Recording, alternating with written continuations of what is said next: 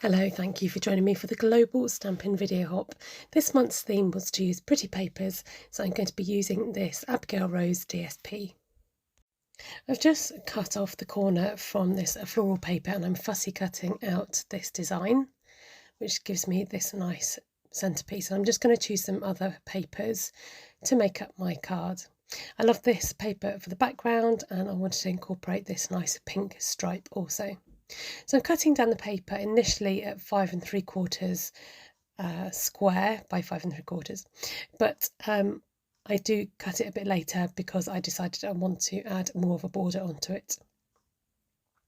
So using some of these dies, which I forget the name of, so I'm just going to pull out the sleeve for you to find out the name, the Blossoming Happiness dies, and I'm using that border to make it look like a notebook edge and matching up those borders.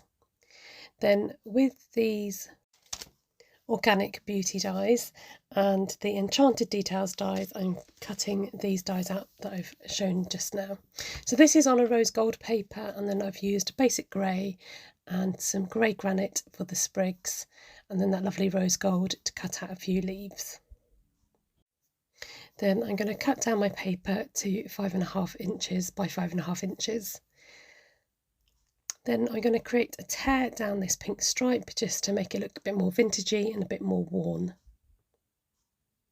And that's going to lay at the back. To add to my vintagey look, I'm coming in with Ranunculus Romance, I don't think of the name then, and I'm going to use grey granite to just add some more details in the background. And then using this floral sprig, again, just to add a bit more detail in the background, I'm going to add that to the backing paper.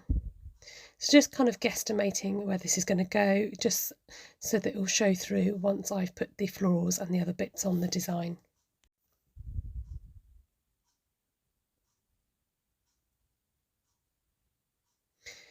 Using my brush, I'm just adding a bit of colour to that torn edge and then doing a vignette look, going around particularly concentrating in the corners with the blending brush. And then to vintagey it up even more, I'm coming along with my scissors just to ruffle up those edges, just using one of the side of the blades. And with my blending brush, I'm coming around the floral image and adding some pale colour in with the light petal pink Stampin' blend. And then I go back over in the centres with a darker petal pink colour. And then I'm going to work on the leaves with the grey granite. And again, I just come in with a darker grey granite just to add even more depth of colour. I didn't want this totally coloured in, but I just wanted it to have some colour shining through. And once I laid it down, I decided actually what's the point of covering all that nice detailed edge. So I'm drawing it back in a bit so that you can see the nice notebook edging. So this paper is now a bit too big, but that's not a problem. I'm just going to snip off the excess. And then when the glue's dried, I can rough that up again. So bringing in my flower and just to figure out where these sprigs are going to lie and making sure they're poking out enough or not too far, I'm going to just position them in place, tucking them behind that main floral to see where they should go. Once I've got them in position, I thought actually the amount of times I've done this and they haven't quite been in the right place. So I'm just going to grab out my pencil and I'm just going to mark around the stems. So when I come to move these, I know exactly where they need to go. This worked out such a useful tip, and I think I'll definitely do this again because, like I said, the amount of times it's got a little bit wonky or in the wrong place. So by the magic of television, I've put some glue on my sprigs. Now I wanted the sprig just to overhang slightly. I love the idea of foliage and things just coming out over the border slightly. It just gives, it's just a tiny detail that I like to add, and it just gives a nice effect that you've kind of thought about where things are going. So adding on that last sprig, and then I'm going to find out where to put these other ones. So I'm going to bring back the arrangement again, and it just, by keep bringing that back in that focal point, it just helps you to know where to put the other bits and pieces and where to lay them out. Bringing on those coppery rose gold leaves. I found that having these attached together, they were just a bit too thick. You get a lot more movement if you separate them, and then you can use them as individual leaves. So this meant that I could layer them up and place them exactly where I wanted to.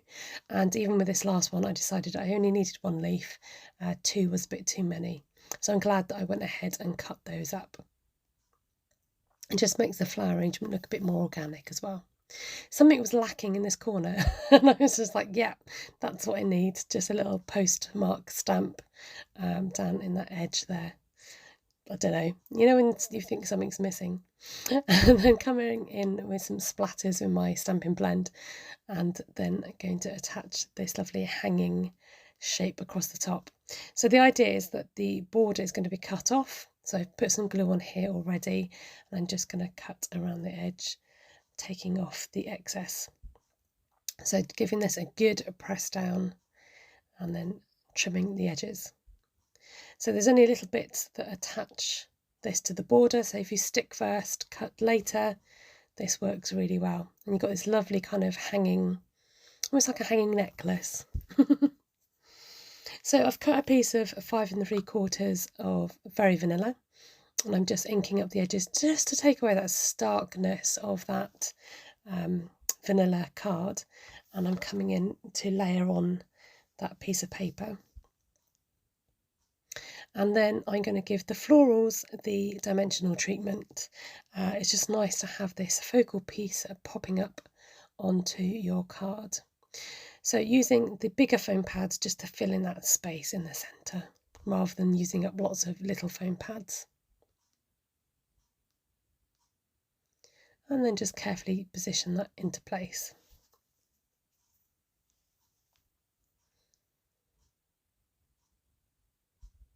So you can't actually see it, but I've added on some of those Very Vanilla matte decorative dots. It's very difficult to see on there. So I've done the vanilla matte, and then I've mounted it onto some grey granite 6x6 card, and then I've coming in with some more grey granite dots.